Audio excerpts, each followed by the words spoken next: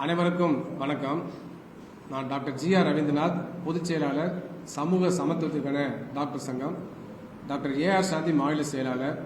Doctor G. Ramesh, மாநில பொருளாளர். Doctor D. Vaidehi, மாநில துணைத் தலைவர். இன்றைக்கு நாடு முழுவதும் முதுநிலை மருத்துவ படிப்பிற்கான நீட் நுழைவுத் தேர்வு நடைபெறுவதாக இருந்தது. இந்த நேரத்தில் நடைபெற்றுக் கொண்டிருக்க வேண்டும். ஆனால் ஒன்றிய பாஜக அரசு நேற்று இரவு திடீரென்று இன்று நடைபெற வேண்டிய முதுநிலை மருத்துவ படிப்புக்கான நீட் நுழைவுத் தேர்வை எந்த முன்னறிவிப்பும் இல்லாமல் ரத்து செய்துள்ளது. இது கடுமையான கண்டனத்திற்கு உரியது. இது அதிர்ச்சி அளிக்கிறது. இது அப்பட்டமான ஒரு சர்வாதிகார போக்காகும், ஒரு அராஜக போக்காகும். நாடு முழுவதிலும் இருந்து பல்வேறு நகரங்களில் தேர்வுகள் எழுதுவதற்காக மருத்துவர்கள் குவிந்துள்ளனர். பல்வேறு இடங்களுக்கு சென்று அறைகளெல்லாம் புக் பண்ணி அவங்க தங்கியிருக்கிறார்கள். அதேபோல விமான பயணம் மேற்கொண்டிருக்கிறார்கள். கடுமையான பொருளாதார செலவு. அதேபோல தேர்வுக்கு தயாரிப்பதற்காக ஓராண்டு ஈராண்டு என பல ஆண்டுகள் படித்து அந்த தேர்வுகளுக்கு தயாரித்துள்ளார்கள். பல அரசு மருத்துவர்கள் விடுப்பெடுத்தும் படித்துள்ளார்கள். ஏன்னா அப்படிப்பட்ட ஒரு சூழல்ல திடீரென்று ஒன்றிய அரசாங்கம் இந்த தேர்வை ரத்து செய்திருப்பது என்பது கடுமையான கண்டனத்திற்குரியது. அதேபோல மருத்துவர்களும் கடுமையான மன உளைச்சலுக்கு உள்ளாயிருக்கிறார்கள். இதற்கு முழுமையான தார்மீக பொறுப்பை ஒன்றிய மோடி அரசு ஏற்க வேண்டும் என நாங்கள் வலியுறுத்தி கேட்டுக்கொள்கின்றோம். அதுக்கடுத்து இந்த பொருளாதார இழப்புகளை ஒன்றிய அரசு ஈடுகட்ட வேண்டும். தேசிய தேர்வு முகமை ஈடுகட்ட வேண்டும். அடுத்த கட்டமாக இந்த முதுநிலை மருத்துவ படிப்புக்கான நீட் நுழைவுத் தேர்வு நடைபெறுகின்ற பொழுது ஒட்டுமொத்தமாக இந்த மருத்துவர்களுக்கு ஆகக்கூடிய செலவுகளை தேசிய தேர்வு முகமையும் ஒன்றிய அரசும் ஏற்க வேண்டும் என நாங்கள் வலியுறுத்தி கேட்டுக்கொள்கின்றோம். இந்த திடீரென்று இந்த தேர்வை ரத்து செய்ததில் ஒரு அரசியல் உள்நோக்கம் இருக்கிறது. இது ஒரு திசை திருப்பும் முயற்சியாகும். அண்மையில் நடைபெற்ற நீட் யூஜி, அதாவது இளநிலை மருத்துவ படிப்புக்கான நீட் தேர்வில் மிகப்பெரிய மோசடிகள் நடைபெற்றது. அதற்கு காரணம் ஒன்றிய பாஜக அரசு தான். அந்த இளநிலை மருத்துவ படிப்புக்கான நீட் நுழைவுத் தேர்வில் ஆள்மாறாட்டம் நடைபெற்றது. பல்வேறு இடங்களில் வினாத்தாள்கள் தேர்வுக்கு முன்பாகவே வெளியிடப்பட்டன, கசிவிடப்பட்டன. அதே போல பல இடங்களில் பார்த்தீங்கன்னாக்க மாணவர்களுக்கு போதிய நேரம் இல்லை என்ற காரணத்தினால் அவர்களுக்கு கிரேஸ் மதிப்பெண் வழங்கப்பட்டது. அதற்கும் முன்னறிவிப்பு எதுவும் செய்யவில்லை, முன்னால் அறிவிக்கவில்லை. எனவே அப்படிப்பட்ட சூழலில் இப்படிப்பட்ட முறைகேடுகள் எல்லாம் கண்டித்து மாணவர்கள் நாடு முழுவதும் போராட்டம் நடத்தினார்கள். எந்த விதமான ஊழலுமே நடக்கல, முறைகேடுமே நடக்கல, ரொம்ப நேர்மையா நடத்திருக்கோம் சொன்ன என்டிஏ பிறகு படிப்படியாக ஒவ்வொன்றாக ஒத்துக்கொண்டது. குறிப்பாக கல்வி அமைச்சர் தர்மேந்திர பிரதான் சில தவறுகள் நடந்திருப்பதாக ஒத்துக்கொண்டார். எனவே அந்த அடிப்படையில் அந்த தேர்வில் மிகப்பெரிய முறைகேடு நடைபெற்றது என்பது உறுதியாகியுள்ளது. அதற்கான முழு பொறுப்பையும் ஒன்றிய கல்வி அமைச்சர் தர்மேந்திர பிரதான் ஏற்றுக்கொள்ள வேண்டும். அவர் உடனடியாக பதவி விலக வேண்டும் என கேட்டுக்கொள்கின்றோம். எனவே இளநிலை மருத்துவ படிப்புக்கான நுழைவுத் தேர்வில் நடைபெற்ற முறைகேடுகளுக்கு எதிர்த்து நடக்கக்கூடிய போராட்டங்களிலிருந்து மக்களை திசை திருப்புவதற்காகவும் அந்த போராட்டத்தை முனைமழுங்க செய்வதற்காகவும் இன்றைக்கு ஒன்றிய அரசாங்கம் இந்த நீட் பிஜி என்று சொல்லக்கூடிய முதுநிலை மருத்துவ படிப்புக்கான நுழைவுத் தேர்வை திடீரென்று ரத்து செய்துள்ளது. எனவே இதில் உள்நோக்கம் இருக்கிறது. எனவே ஒன்றிய அரசாங்கம் இது தார்மீக பொறுப்பேற்க வேண்டும் என்று கேட்டுக்கொள்கின்றோம். அதற்கடுத்து நாடு முழுவதும் ஒரே தேசம் ஒரே தேர்வு என்ற அந்த கோட்பாடு தான் தவறானது. இன்றைக்கு மோடி அரசாங்கம், ஒன்றிய அரசாங்கம் RSS உடைய வழிகாட்டுதல் அடிப்படையில் நடைபெறுகிறது. RSS மொழிவாரி மாநிலங்கள் ஏற்றுக்கொள்ளவில்லை. RSS மத அடிப்படையான பண்பாட்டு தேசியத்தை தான் ஏற்றுக்கொண்டுள்ளது. எனவே மொழிவாரி மாநிலங்கள் அமைக்கப்பட்ட பொழுது கூட அதை RSS ஏற்றுக்கொள்ளவில்லை. அதே போல பிஜேபி இன்றளவு கூட அது மனதளவில் ஏற்றுக்கொள்ளவில்லை. எனவே இன்றைக்கு மொழிவாரி மாநிலங்கள் ஒழித்து கட்டப்பட வேண்டும். இந்தியா முழுவதும் ஒரு ஒற்றை ஆட்சி முறையை கொண்டு வர வேண்டும். இந்தியாவை பல்வேறு பிராந்தியங்களை பிரிக்க வேண்டும் என்பதுதான் பிஜேபியின் நோக்கம். அதுதான் RSS நோக்கம். அதனாலதான் அவர்கள் ஒரே தேசம் ஒரே மதம், ஒரே தேசம் ஒரே மொழி, ஒரே தேசம் ஒரே பண்பாடு, ஒரே தேசம் ஒரே ரேஷன் கார்டு என்றெல்லாம் கொண்டு வருகிறார்கள். அதே போல ஒரே தேசம் ஒரே தேர்வு முறை என்று சொல்லி ஒரே நுழைவுத் தேர்வு முறைகளை கொண்டு வருகிறார்கள். அது மட்டுமல்லாமல் மாநில அரசுடைய கட்டுப்பாட்டில் உள்ள இடங்களுக்கும் தாங்களே நுழைவுத் தேர்வை நடத்துவோம், தாங்களே மாணவர் சேர்க்கை நடத்துவோம் என்று கூறி வருகிறார்கள். அதற்கான நடவடிக்கை எடுக்கிறார்கள். இது மாநில உரிமைகளுக்கு எதிரானது, கூட்டாட்சி கோட்பாட்டுக்கு எதிரான நடவடிக்கையாகும். எனவே பிஜேபியுடைய இந்த நோக்கம் தான் அது காரணமா இருக்கிறது. RSS நோக்கம் தான் இருக்கலாம் காரணமா இருக்கிறது பார்க்க வேண்டிய அவசியம் இருக்கு.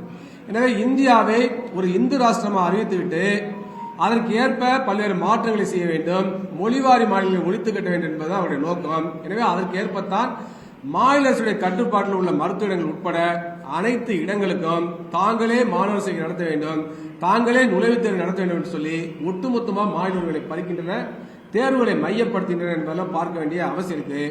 அது மட்டுமல்லாமல் நுழைவுத் தேர்வுகளை நடத்துவது மட்டுமல்லாமல் மாநில அரசுகளுடைய கட்டுப்பாட்டில் இருக்கக்கூடிய இளநிலை, முதுநிலை உள்ளிட்ட அனைத்து மருத்துவ படிப்புகளுக்கும் தாங்களே நேரடியாக கவுன்சிலிங் நடத்தி மாணவர் சேர்க்கை நடத்துவோம் என்று சொல்லியும் ஒன்றிய அரசு அறிவித்துள்ளது, தேசிய தேர்வு முகமை அறிவித்துள்ளது. அப்ப என்ன நோக்கம்னாக்க மாநில அரசுடைய கட்டுப்பாட்டில் உள்ள 85 விழுக்காடு எம்பிபிஎஸ் இடங்களுக்கும் பிடிஎஸ் இடங்களுக்குமே ஒன்றிய அரசாங்கமே கவுன்சிலிங் நடத்தி மாணவர் சேர்க்கை நடத்தக்கூடிய வகையில் அவங்க முயற்சி செய்யறாங்க. அதற்கான சுற்றறிக்கையை கடந்த ஆண்டு வெளியிட்டார்கள். எனவே அவர் நோக்கம் தெளிவாகிறது. நாடு முழுவதும் தேர்தல் மூலமாகவும் ஒன்றிய அரசு மாநில அரசுடைய உரிமையை பறிக்க வேண்டும். அதே போலவே கவுன்சிலிங் மற்றும் மாணவர் சேர்க்கை மூலமாகவும் மாநில அரசுடைய ஒட்டுமொத்த மருத்துவ படிப்பு இடங்களையும் பல் படிப்பு உட்பட அனைத்து படிப்பு இடங்களையும் ஒன்றிய அரசாங்கம் கைப்பற்ற வேண்டும் என சூழ்ச்சி செய்கிறது. எனவேதான் தேர்வை நடத்துகிறார்கள். எனவே நாடு முழுவதும் ஒற்றை தேர்வு எழுதுகிற பொழுது ஏராளமான பல லட்சம் பேர் எழுதக்கூடிய சூழல் இருக்கிறது. பல லட்சம் பேர் எழுதக்கூடிய தேர்வை நியாயமான முறையில், நேர்மையான முறையில், வெளிப்படைத்தன்மையோட முறையில் நடத்தக்கூடிய திறமை ஒன்றிய அரசுகிட்ட இல்ல, என்டிஏ கிட்ட இல்ல.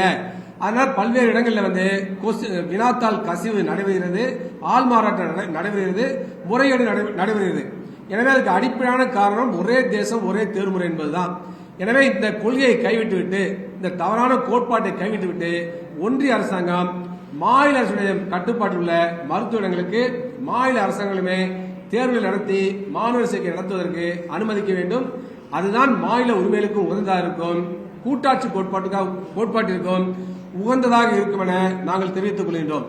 அதேபோல இளநிலை மருத்துவக் கல்வியில் தமிழ்நாடு அரசின் கட்டுப்பாட்டில் உள்ள இடங்களுக்கு நீட் நுழைவுத் தேர்விலிருந்து விலக்கு பெறுவதற்காக தமிழ்நாடு அரசு மேற்கொள்ளக்கூடிய அனைத்து நடவடிக்கைகளுக்கும் எங்களுடைய சங்கம் முழுமையான ஆதரவை தெரிவித்துக் கொள்கின்றது. எனவே இன்றைக்கு நாடாளுமன்றத்தில் மக்களவையில் இந்தியா கூட்டணி உறுப்பினர்கள் அதிக எண்ணிக்கையில் உள்ளார்கள். 40 உறுப்பினர்கள் புதுச்சேரி சேர்த்திருக்கிறார்கள். எனவே இந்த இந்தியா கூட்டணி சேர்ந்த நமது நாடாளுமன்ற மக்களவை உறுப்பினர்கள் தேசிய மருத்துவ ஆணை சட்டத்தில் திருத்தம் மேற்கொண்டு மாநில அரசுடைய கட்டுப்பாட்டில் உள்ள இடங்களுக்கு மாநில அரசுகளே மாணவர் சேர்க்கை நடத்துவதற்கான திருத்தத்தை தேசிய மருத்துவ ஆணை சட்டத்தில் கொண்டு வருவதற்கு குரல் எழுப்ப வேண்டும் என நாங்கள் வலியுறுத்தி கேட்டுக்கொள்கின்றோம். அதேபோல தமிழ்நாட்டில் 7.5 விழுக்காடு இடஒதுக்கீடு அரசு பள்ளி மாணவர்கள் வழங்கப்பட்டதன் காரணமாக ஏராளமான அரசு பள்ளி மாணவர்கள் மருத்துவக் கல்வியிலும் பல் மருத்துவக் கல்வியிலும் படிக்கக்கூடிய வாய்ப்பு ஏற்பட்டுள்ளது. இது மனமாற வரவேற்கத்தக்கது. இந்த 7.5 விழுக்காடு இடஒதுக்கீட்டை 10 விழுக்காடாக உயர்த்துவதற்கு தமிழ்நாடு அரசு நடவடிக்கை எடுக்க வேண்டும். அதே போலவே அரசு உதவி பெறும் பள்ளிகளில் படிக்கக்கூடிய மாணவர்களுக்கு தனியாக 3 விழுக்காடு இடஒதுக்கீட்டையும் தமிழ்நாடு அரசு வழங்கிட வேண்டும். அதற்கான நடவடிக்கை எடுக்க வேண்டும். அதேபோல கட்டாய கல்வி உரிமை சட்டத்தின் அடிப்படையில் தனியார் பள்ளிகளில் 25 விழுக்காடு இடஒதுக்கீட்டு அடிப்படையில் படிக்கக்கூடிய ஏழை மாணவர்களுக்கு தனியாக 1 விழுக்காடு இடஒதுக்கீட்டை வழங்குவதோடு 1ஆம் வகுப்பு முதல் 12ஆம் வகுப்பு வரை தமிழ் வழியில் மருத்துவக் கல்வியை படிக்கக்கூடிய மாணவர்களுக்கு வேலைவாய்ப்பில் வழங்குவதைப் போல 20 விழுக்காடு இடஒதுக்கீட்டை வழங்கிட வேண்டும் என எங்களுடைய சங்கம் வலியுறுத்தி கேட்டுக்கொள்கின்றது.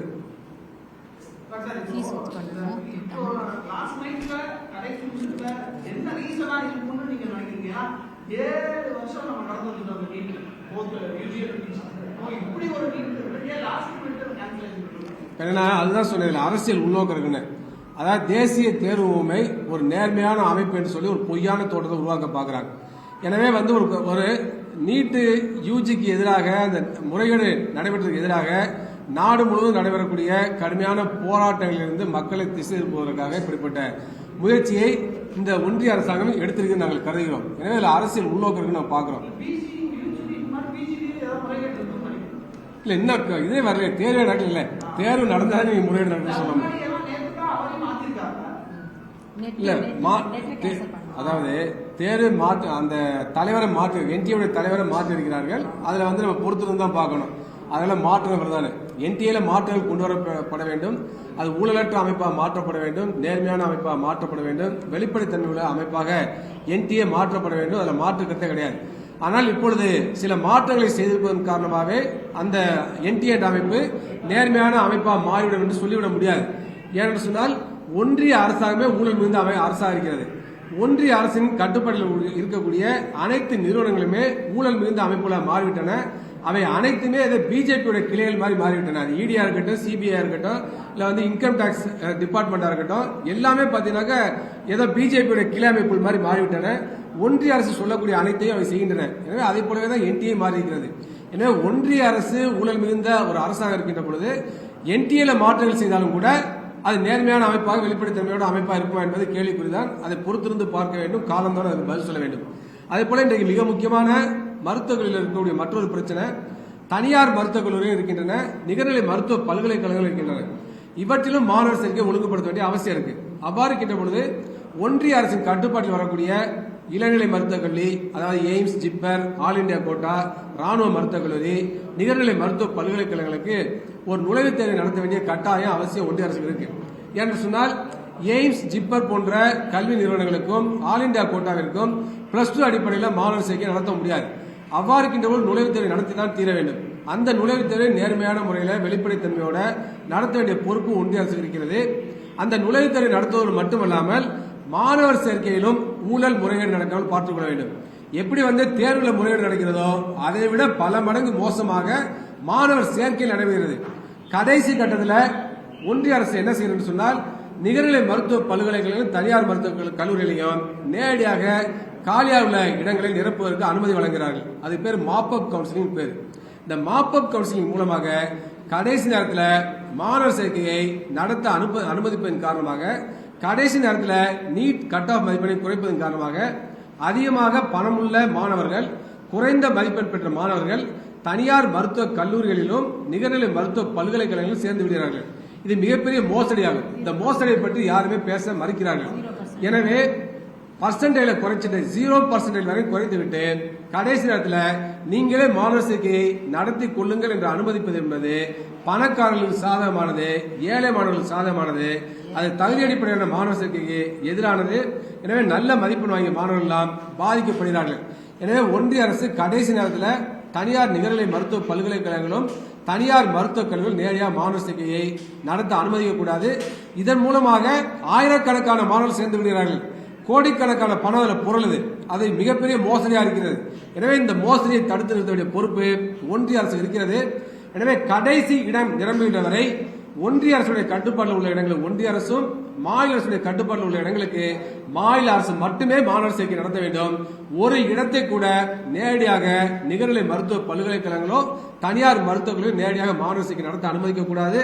அதேபோல தனியார் மருத்துவக் கல்லூரிகளுக்கும் நிகர்நிலை மருத்துவ பல்கலைக்கழகங்களுக்கும் அந்த பல்கலைக்கழக இடங்களுக்கும் நேர்மையான முறையில், வெளிப்படைத்தன்மையோட நியாயமான முறையில் கட்டணங்களை நிர்ணயிக்க வேண்டும். ஏழை மாணவர்களுடைய கல்வி கட்டணத்தை எப்படி 7.5 விழுக்காடு இடஒதுக்கீட்டில் சேரக்கூடிய அரசு பள்ளி மாணவர்களுக்கு அரசாங்கமே கட்டணத்தை செலுத்துகிறதோ அதே போலவே நாடு முழுவதும் இருக்கக்கூடிய ஏழை மாணவர்களுக்கு நல்ல மதிப்பெண்ணை, அதிகமான மதிப்பெண்ணை நீட்டில் பெற்ற மாணவர்களுக்கு, அந்த ஏழை மாணவர்களுக்கு கல்வி கட்டணத்தை ஒன்றிய அரசும் மாநில அரசுமே செலுத்த வேண்டும். அவ்வாறு செலுத்தினால்தான் ஏழை மாணவர்னாலையும் நல்ல மதிப்பெண்ணை நீட்டில் பெற்ற மாணவர்னாலையும் தனியார் மருத்துவர்களில் சேர முடியும். இது மிக முக்கியமான ஒரு பிரச்சனை.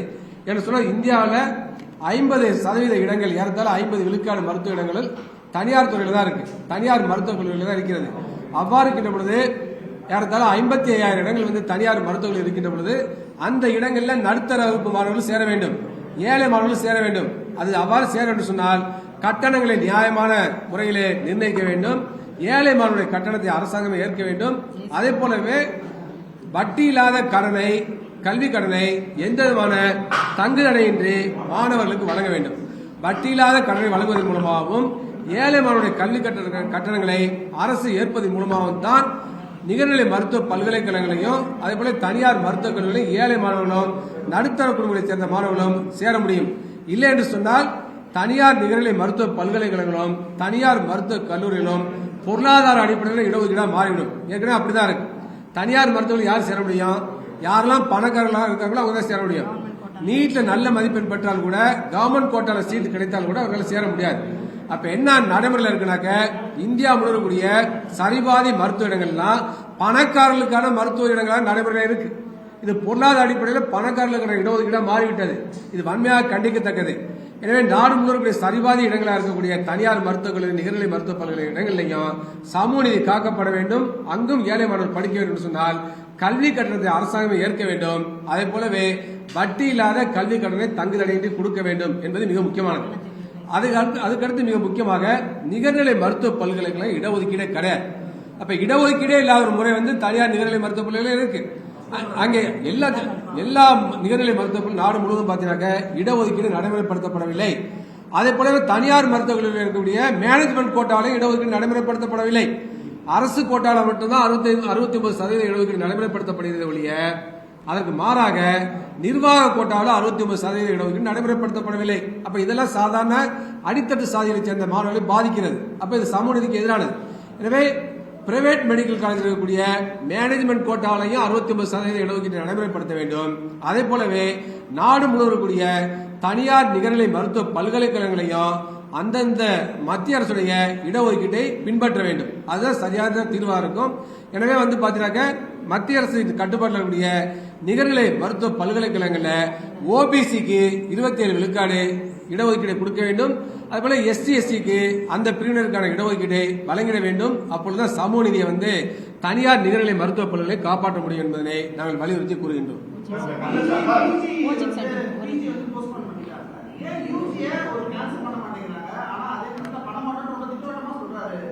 இந்த பிஜி தேர்வு நடத்தவில்லை, கடைசி நேரத்தில் ரத்து பண்ணிட்டாங்க. இப்ப யூஜி நீட்ல முறைகேடு நடந்திருக்கு. ஆனால் இந்த முறைகேடு என்பது ஒரு சில மாணவர்கள் பயனடையக்கூடிய வகையில் முறைகேடு நடந்திருப்பதாக இதுவரை தெரிகிறது. ஏன்னா கொஸ்டின் பேப்பர் லீக் அவுட் ஆயிருக்கு. அதுல இன்வால்வ் ஆனவங்க 5 பேர் இல்ல கடந்த ஆட்கள் நடந்தது. நீங்க கேட்ட கேள்வி சொல்றேன். அப்ப 24 லட்சம் பேர் இதுல மாணவர்கள் பங்கேற்று தேர்வு எழுதியிருக்காங்க. இதுல நேர்மையான முறையில் வெளிப்படைத்தன்மையோடு நீண்ட காலம் படித்து மாணவர்கள் நல்ல மதிப்பெல்லாம் பெற்றிருக்கிறார்கள். அப்பொழுது ஆங்காங்கு நடந்த சில முறைகேடுகளுக்காக ஒட்டுமொத்தமாக 24 லட்சம் பேர் இந்த தேர்வை ரத்து செய்திருப்பது தற்பொழுது நல்ல மதிப்பெண்ணை பெற்றுள்ள மாணவர்களுக்கு மிகப்பெரிய பாதிப்பை உருவாக்கும். அவங்கள கொந்தளித்து எழுவார்கள். அவர்களுடைய இந்த உணர்வு நியாயமான உணர்வு. எனவேதான் இந்த முறைகேட்டுக்கு காரணமானது கடுமையான நடவடிக்கை எடுக்க வேண்டும். ஒன்றிய அரசாங்கம் பிப்ரவரி மாதம் புதிய சட்டத்தை கொண்டு வந்திருக்கு. இந்த மாதிரி நாடு முழுவதும் நடக்கக்கூடிய நுழைவுத் தேர்வில் முறைகேடு செய்தால் அதில் தவறுகள் செய்தால் அவர்களுக்கு 10 ஆண்டு வரை தண்டனை வழங்கலாம், 1 கோடி ரூபாய் அபராதம் விதிக்கலாம். புதிய சட்டத்தை கொண்டு வந்திருக்காங்க. அந்த சட்டத்தின் அடிப்படையில் தற்பொழுது முறைகேடு செய்தவர்கள் மீது நடவடிக்கை எடுக்கணும், அந்த தண்டனை வழங்கணுங்கிறது என்னுடைய கருத்து. அதுக்கடுத்து பாத்தீங்கன்னா இன்னைக்கு மிக முக்கியமாக நாடு முழுவதும் கோச்சிங் சென்டர் பெரிய இருக்கிறது. இன்னைக்கு தனியார் மருத்துவக் கல்லூரி நிகர்நிலை மருத்துவ பல்கலை எப்படி கட்டணத்தை ஒழுங்குபடுத்த வேண்டிய அவசியம் இருக்கிறதோ அதே போலவே கோச்சிங் சென்டருடைய கட்டணத்தையும் முறைப்படுத்த வேண்டிய அவசியம் இருக்கு, நிர்ணயிக்க வேண்டிய அவசியம் இருக்கு. இன்னைக்கு போட்டித் தேர்வுக்கு பயிற்சி வழங்குகிற மையங்கள் ஒரு யதார்த்தமான நிலைமை. போட்டித் தேர்வுக்கு பயிற்சி வழங்கக்கூடிய மையங்களே நடத்தக்கூடாதுன்னு சொல்ல முடியாது. பல இடங்கள்ல வேலை வாய்ப்பு இல்லாத இளைஞர்கள் நடத்துறாங்க, வேலை வாய்ப்பற்ற ஆசிரியர் நடத்துறாங்க. அதே போல மிகப்பெரிய கார்பரேட் நிறுவனங்களும் பயிற்சி மையங்கள் நடத்துகின்றார்கள். வெறும் படிப்பு மட்டும் இல்லாமல் டான்ஸ் கிளாஸ், மியூசிக் கிளாஸ் எல்லாம் பல்வேறு கோச்சிங் சென்டர் நடைபெறுகிறது. IAS கோச்சிங் சென்டர் நடக்குது, UPSC கோச்சிங் சென்டர் நடக்குது. அது மாதிரி பல்வேறு வேலை வாய்ப்புகளுக்கு படிப்புகளுக்கு கோச்சிங் சென்டர் நடக்குது. நீட்டுக்கு மட்டும் கோச்சிங் சென்டர் நடக்குதுன்னு சொல்ல முடியாது. எனவே பல்வேறு படிப்புகளுக்கும் பல்வேறு கலைத்துறை நடவடிக்கைகளுக்கும் கோச்சிங் சென்டர் செயல்படுகின்றன என்ற யதார்த்தத்தை புரிந்து கொள்ள வேண்டும். எனவே இந்த கோச்சிங் சென்டர்லாம் கடுமையான கட்டணத்தை வசூல் செய்கின்றன. அங்கெல்லாம் மனித உரிமை மீறல் நடைபெறுகிறது. பாதுகாப்பற்ற கட்டடங்கள் எல்லாம் இந்த கோச்சிங் சென்டர் நடத்துறாங்க. எனவே இந்த கோச்சிங் சென்டரையும் முறைப்படுத்த வேண்டிய பொறுப்பு, பதிவு செய்ய வேண்டிய பொறுப்பு ஒன்றிய அரசுக்கு மாநில அரசுக்கு இருக்கிறது. எனவே போட்டி சென்டர், அதாவது போட்டித் தேர்வு நடத்தக்கூடிய நுழைவுத் தேர்வு நடத்துவதற்கு பயிற்சி வழங்கக்கூடிய, அந்த போட்டித் தேர்வில் போட்டி போடக்கூடிய நுழைவுத் தேர்வுகளுக்கு தயாரிப்பு பயிற்சி வழங்கக்கூடிய மையங்களையும் பதிவு செய்ய வேண்டும். அந்த மையங்களுடைய கட்டணங்களையும் நிர்ணயிக்க வேண்டிய பொறுப்பு ஒன்றிய அரசுக்கும் மாநில அரசுக்கும் இருக்கிறது. எனவே அதையும் செய்ய வேண்டும் என நாங்கள் வலியுறுத்தி கேட்டுக்கொள்கின்றோம்.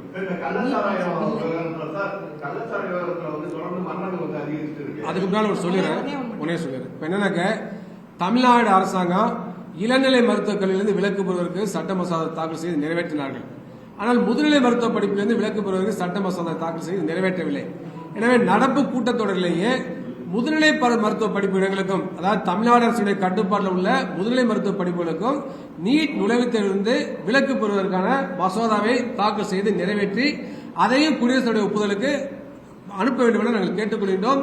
எனவே தமிழ்நாடு அரசுடைய கட்டுப்பாட்டில் வரக்கூடிய இளநிலை, முதுநிலை, உயர்சிறப்பு மருத்துவ படிப்பு அனைத்திற்கும் தமிழ்நாடு அரசு தான் தேர்வு முறைகளை நிர்ணயிக்க வேண்டும். தமிழ்நாடு அரசு தான் மாணவர் சேர்க்கை நடத்த வேண்டும். அதற்கேற்ப தமிழ்நாடு அரசு சட்ட மசோதாக்களை சட்டமன்றத்தில் இந்த சட்டமன்ற கூட்டத்தொடரிலேயே நிறைவேற்ற வேண்டும் என நாங்கள் வலியுறுத்தி கேட்டுக்கொள்கின்றோம். எதிர்கட்சி தலைவர் விஷமுறிவு மருந்து மருத்துவமனையில இல்லைன்னு சொல்லிட்டு குற்றம் கொடுக்குறாரு. உண்மையில மருத்துவமனையில அந்த விஷமுறிவு மருந்து எல்லாம் இருக்கா, கட்டுப்பாடாக இருக்காரு? இல்ல, அதற்கான பதிலை மாண்புமிகு மக்கள் நல்வாழ்வுத்துறை அமைச்சர் அளித்திருக்கின்றார்கள். எனவே இன்றைக்கு நாடு முழுவதும் சர்வதேச அளவில் மெத்தனால் பாய்சனிக்கு விஷ முறிவு மருந்தாக எத்தனால் தான் பயன்படுத்தப்படுகிறது. எனவே எத்தனால் முறையில் ஜிப்பரில் சிகிச்சை வழங்குறாங்க, பல்வேறு மருத்துவமனையில் சிகிச்சை வழங்குறாங்க. இதுதான் நடைமுறையில் உள்ளது. புதிய மருந்து வந்தாலும் கூட அது பயன்பாட்டில் பல நாடுகள் இல்லை. அது புதிய மருந்து என்பதனால முழுமையான கிளினிக்கல் ட்ரையலும் முடிக்கப்படவில்லை என்பதெல்லாம் இன்றைக்கு ஆய்வில் நடைபெறுகின்றன. எனவே அந்த அடிப்படையில் இதற்கான பதிலை மக்கள் நல்வாழ்வுத்துறை அமைச்சர்கள் சட்டமன்றத்தில் அறிவித்திருக்கின்றனர். கள்ளச்சாராயம் தொடர்பாக மரணங்கள் நடைபெற்றுள்ளது. இது மிகுந்த வேதனைக்குரியது. இதுல பாத்தீங்கன்னா இந்த சிகிச்சையை பொறுத்த வரைக்கும் அதுக்கு சப்போர்ட்டிவ் ட்ரீட்மெண்ட், ஹீமோடயாலிசிஸ், அதோட எத்தனால் விஷமுறிவுக்காக ஆன்டிடோட்டா எத்தனால் கொடுக்கலாம் அல்லது ஃபோமிபிசோல் என்ற மருந்து கொடுக்கலாம். அது எத்தனால் ரெண்டுமே ஈக்குவலி இஃபெக்டிவ். அந்த ட்ரீட்மெண்ட்ல இஃபெக்டிவான விஷயம்.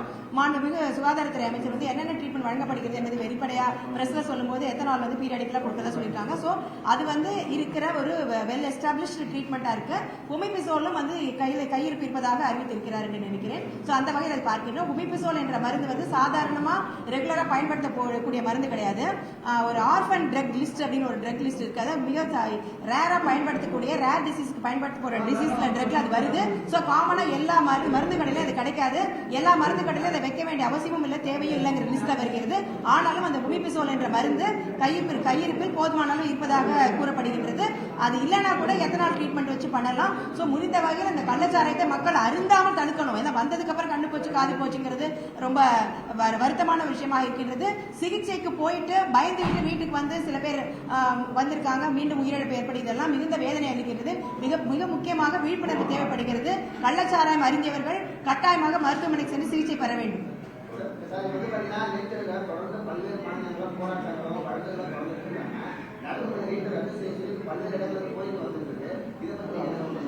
இல்ல, அது ஏற்கனவே உச்சநீதிமன்றம் ரத்து செய்ய முடியாது சொல்லிட்டாங்க. ஜூலை 6ஆம் தேதி கவுன்சில் அப்படின்னு சொல்லியிருக்காங்க. அதே போல ஏற்கனவே அதுக்கான காரணங்கள் சொல்லியிருக்கேன். என்னன்னாக்க 24 லட்சம் பேர் எழுதியிருக்காங்க. அதில் நல்ல மதிப்பு, கடுமையாக உழைத்து நல்ல மதிப்பெண் வாங்கியிருக்கலாம் தேர்வு எழுதி நல்ல மதிப்பெண் பெற்றிருக்கிறார்கள். அப்படிப்பட்ட சூழலில் அந்த 24 லட்சம் பேரும் பாதிக்கக்கூடிய வகையில் அந்த தேர்வை ரத்து செய்வது என்பது சரியா இருக்காது. எதிர்காலத்தில் இந்த மாதிரி முறைகேடு நடக்காமல் இருப்பதுதான் பார்த்துக் கொள்வதுதான் சரியா இருக்கும் என்பதுதான் கருத்து. எனவே நல்ல மதிப்பெண் மற்ற மாணவர்கள் பாதித்து விடக்கூடாது என்பதை கருத்தில் கொள்ள வேண்டிய அவசியம். நீட் தேர்வு மே மாதம் 5ஆம் தேதி நடந்தது. இன்னைக்கு என்ன தேதி? கிட்டத்தட்ட அந்த குழந்தைங்க எல்லாம் எக்ஸாம் முடிஞ்சிச்சு, நான் படிச்சு முடிச்சுட்டேன், எனக்கு நல்ல மார்க் வந்துச்சு, நல்ல மார்க் வாங்கி இப்போ இதுக்கு கவுன்சிலிங்ல சீட் எடுக்க தயாரா இருக்கிற மாணவர்களை பத்தி பேசுறோம். சோ அப்ப அவங்க மே மாசம் 5ஆம் தேதி ஒரு வருஷமா படிச்சுட்டு இருந்திருக்காங்க. மே மாதம் 5ஆம் தேதி தேர்வு, ஜூலை 5ஆம் தேதி 2 மாசம் வரப்போகுது. சோ அப்ப நிச்சயமா அதை முடிச்சுட்டு நான் படிச்சு முடிச்சுட்டேன் ஒரு ரிலாக்ஸான மனநிலைக்கு வந்திருப்பாங்க. நம்ம நல்ல மதிப்பெண் பெற்றுவிட்டோம், நல்ல காலேஜ் சேர போறோன்ற மனநிலையில இருப்பாங்க. இப்போ போயிட்டு பேப்பர் லீக் ஆன இடத்துல ஒரு 100 பேரு அல்லது இப்ப கிரேஸ் மதிப்பெண் இல்லைன்னு சொல்லியிருக்காங்க. சோ அந்த மாதிரி ஆள் மாறாட்டம் செய்தவர்கள் எல்லாம் சேர்ந்து ஒரு 500 பேராக இருந்தால் கூட அந்த 500 பேர் இப்ப ஒரு 10 லட்சம் கொடுத்து ஒரு பேப்பர் வாங்குறாங்கன்னு வச்சுக்கோங்களேன், அவங்க எல்லாத்தையும் கொடுத்துருக்க போறது கிடையாது. ஏன்னா அப்படி கொடுத்தா அவங்க மாட்டிப்பாங்க. இன்னொன்னு எல்லாருக்கும் அது தெரிஞ்சிருக்கிறதுக்காக. ஆகவே இந்த பேப்பர் லீக் அப்படிங்கிறது எங்கெங்க நடந்ததோ அவங்கள முறைப்படி தண்டனை பண்ணி அவங்கள எக்ஸாம் சீட் எடுக்க விடாம இருந்தாலே போதுமானது. அதே போல ஆள் மாறாட்டம் மற்ற விஷயங்கள். ஆனா உண்மையாக நல்லா படிச்சு 1 வருஷம் 2 வருஷம் படிச்சு நல்ல மார்க் வாங்கி காலேஜில் சேர்வதற்காக காத்திருக்கின்ற மாணவர்களுக்கு 2 மாசம் கழிச்சு உங்களுக்கு திருப்பியும் தேர்வு என்று சொல்றது மிகுந்த மனவேதனை ஏற்படும். அந்த மாணவர்கள் நிச்சயமாக போராட்டத்துக்கு வருவாங்க. அது நம்ம கவனித்துக் கொள்ள வேண்டிய எல்லாம் சின்ன குழந்தைங்க, ஒரு 18, 19, 20 வயசுல இருக்கவங்க மிகுந்த ஏற்கனவே பயங்கர ஸ்ட்ரெஸ்ல இருக்கும் பொழுது இப்பொழுதுக்கு நீட் தேர்வு ரத்து என்று சொன்னா அதுவும் மிகப்பெரிய வேதனை ஏற்படுத்தும். இப்ப நீட் பிஜினா பாத்தீங்கன்னா அவங்க எக்ஸாம் எழுதவே இல்லை. லாஸ்ட் மினிட்ல சொன்னாங்க அவங்க மென்டலா ரெடியா இருப்பாங்க. இந்த எக்ஸாம் நம்ம இன்னொரு வாட்டி எழுதணும்ன்ற மென்டல் ப்ரிப்பரேஷனோட இருப்பாங்க. அவங்களுக்கு ஒரு வயசு எம்பிபிஎஸ் முடிச்சவங்க அவங்க. அதே போல நெட் தேர்வு படிச்சு முடிச்சவங்க அவங்க. சோ அவங்களுக்கு என்னன்னா இன்னைக்கு எக்ஸாம் எழுதுறாங்க, அடுத்த நாளே கேன்சல் சொல்லிட்டாங்க. சோ அவங்க மென்டலா ரெடியா இருப்பாங்க இன்னொரு வாட்டி நம்ம எழுதணும்னு. ஆனா நீட் யூஜி எம்பிபிஎஸ் தேர்வு அப்படி அல்ல. கிட்டத்தட்ட 1.5 மாதம் மேல ஆகிவிட்டது. இளம் வயதினர்கள் ஏற்கனவே 1-2 ஆண்டுகள் மிகுந்த கஷ்டத்தோட பண்ணிருக்காங்க. யாரோ ஒரு 50 பேர் ஆள் மாறாட்டம் செய்து விட்டதுக்காக, யாரோ ஒரு 500 பேர் பேப்பர் லீக் செய்து கொண்டதுக்காக 24 லட்சம் மாணவர்களை மீண்டும் தேர்வு எழுத வைப்பது என்பது 24 லட்சம் மாணவர்கள், தப்பே பண்ணாத மாணவர்களுக்கு மீண்டும் ஒரு மனவேதனையை வழங்கக்கூடிய பார்க்கக்கூடிய ஒரு விஷயமா தான் இருக்கும். இதையெல்லாம் கருத்தில் கொண்டு உச்சநீதிமன்றம் தீர்ப்பு வழங்கியதாக நாம் பார்க்கிறோம். 24 லட்சம் பேர் எழுதிருக்காங்க, எல்லாமே ஓகே. அதுவே 10 பேர் அந்த இதுக்குள்ள வந்தா அதுதான் அவங்களுக்கு நிறுத்திடும்ல, அதுதான் அவங்களை நிறுத்துறோம்ல. அவங்கள அதுதான் நான் ஏற்கனவே சொல்லிவிட்டேன். பேப்பர் லீக்ல இன்வால்வ் ஆனவங்க, ஆள்மாறாட்டத்தில் இன்வால்வ் ஆனவங்க எல்லாமே வந்து அவங்களுக்கு இந்த சட்டத்தின் மூலமாக இப்ப புதுசா சட்டம் போட்டிருக்காங்க பிப்ரவரி மாசம். அதன் அடிப்படையில் அவங்களுக்கு கடுமையான தண்டனை வழங்கப்படும். அவங்க திருப்பி படிக்கிறதுக்கான எந்த விதமான வாய்ப்பு கிடையாது. அவங்கள வந்து கைது செய்து உள்ள வைக்கணும், அவ்வளவுதான், அதோட முடிஞ்சிருச்சு. அவங்க மட்டும் இல்ல, அந்த மாணவர்கள் மட்டுமல்ல, அந்த மாணவர்கள் சம்பந்தப்பட்ட அதிகாரிகள் யாராக இருந்தாலும் செய்ய வேண்டும். தவறு இழைத்தவர்கள், ஊழல் செய்தவர்கள், முறைகேடு செய்தவர்கள் முறையாக உடனடியாக ஐடென்டிஃபை பண்ணி அவங்களுக்கு தண்டனை வழங்க வேண்டும். அதுல மாற்று கருத்தே கிடையாது. அதே நேரத்தில் இந்த 23 லட்சம் மாணவர்களுடைய அவங்களுடைய மனநிலையை பார்க்க வேண்டும். அவங்க தப்பே செய்யல, தப்பு பண்ணவங்களுக்காக தப்பு பண்ணாதவங்க 23 லட்சம் பேர்களை 1.5 மாசம் கழிச்சு, உடனே சொன்னா அது வேற விஷயம், மென்டலா ரெடியா இருப்பாங்க. 1.5 மாசம் கழிச்சு ரிசல்ட் எல்லாம் வந்து இப்ப நான் வந்து ஜூலை மாசம் 5ஆம் தேதி கவுன்சிலிங் போறேன்ற நிலைமையில கேன்சல் பண்ணா அந்த மாணவர்களுடைய கருத்தையும் நம்ம கேட்கணும்னு சொல்ல வரேன். நம்மளே உட்காந்துட்டு முறைகேடு நடந்துச்சு அப்படின்னு சொல்லிட்டு 23 லட்சம் மாணவர்கள் நீங்க மீண்டும் தேர்வு எழுதுங்கன்னு சொல்லி நம்ம சொல்றதை விட அந்த மாணவர்களுடைய கருத்துக்களையும் கேட்க வேண்டும்ங்க எனக்கு. ஒரே பிரச்சனை, இப்போ அந்த கலாச்சாரத்தை சொன்னீங்க இல்லையா, இப்போ நேற்று ஒரு சம்பவம் நடந்தது விழுப்புரத்துல வந்து பார்த்தீங்கன்னா, அவர் வந்து கடவுள் சம்பவத்தை வந்து விழுப்புரத்துல வந்து பயணசரா வாங்கிட்டு ஊருக்கு சென்னைக்கு வந்துருக்காரு. வந்து இடத்துல வந்து வாங்கி மாதிரி வந்து கண்பாரை பண்ணி தொடர்ந்து இந்த மாதிரி வந்து தப்பான இருக்காங்க. இது தடுக்கிறதுக்கான அரசாங்க நடவடிக்கை. அதான் ஏற்கனவே சொன்னாங்க இல்லையா, இது வந்து ஒரு சட்ட ஒழுங்கு பிரச்சனையாவோ நிர்வாக பிரச்சனையாக மட்டும் பார்க்கக்கூடாது. இது வந்து ஒரு சமூக பொருளாதார மருத்துவத்துறை பிரச்சனையாக பார்க்க வேண்டிய அவசியம் இருக்கு. எனவே அந்த அடிப்படையில் ஒரு நிபுணர் குழுவை அமைத்து அந்த நிபுணர் குழுவின் மூலமாக இந்த கள்ளச்சாராய மரணங்களை எவ்வாறு தடுக்கலாம் என்பதை பற்றி அரசாங்கம் ஒரு அறிக்கையை வெளியிட வேண்டும். அந்த நிபுணர் குழுவுடைய பரிந்துரைகளை வந்து அரசு நடைமுறைப்படுத்த வேண்டும் கேட்டுக்கொள்கிறோம். எனவே கள்ளச்சாராயத்தை ஒழிப்பது என்பதோ மதுவிலிருந்து மக்களை மீட்பது என்பதோ மிகப்பெரிய ஒரு சமூக பொருளாதார பிரச்சனை, ஒரு மிகப்பெரிய சிக்கலான பிரச்சனை.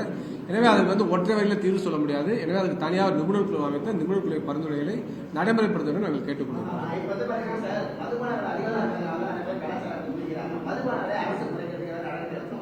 அதாவது இது சம்பந்தமா சட்டமன்றத்தில் வந்து காங்கிரஸ் சட்டமன்ற உறுப்பினர் ஹசன் மௌலானா ஒரு கருத்து சொல்லியிருக்கின்றார். எனவே இன்னைக்கு வந்து கள்ளச்சாராயத்தில் இறக்கக்கூடியவர்கள் பெரும்பாலும் பரம ஏழைகளா இருக்காங்க. அதே மாதிரி பணக்காரர்கள் யாருமே கள்ளச்சாராயத்தில் இறக்கல. அப்ப வந்து இன்னைக்கு மது விலை அதிகமாக இருப்பது என்பது ஏழைகளுக்கு எதிரான ஒரு மது விலக்கா இருப்பதாக கருத்து சாரம்சம் இருக்கிறது. அதுதான் அந்த சட்டமன்ற உறுப்பினர் கருத்தா இருக்கிறது. எனவே ஒரு நிபுணர் குழு அமைக்கின்ற பொழுது அவங்க வந்து இதையெல்லாம் ஆய்வுக்கு உட்படுத்தக்கூடிய வாய்ப்பு இருக்கிறது. எனவே தமிழ்நாடு அரசு ஒரு குழுவை அமைக்க வேண்டும். அந்த குழுவுடைய பரிந்துரையை நடைமுறைப்படுத்த வேண்டும். ஒரு புதிய மது கொள்கையை உருவாக்க வேண்டும். அதன் மூலமாக கள்ளச்சாராய இறப்புகளை தடுப்பதற்கு தேவையான நடவடிக்கைகளை தமிழ்நாடு அரசு எடுக்க வேண்டும் என கேட்டுக்கொள்கிறேன்.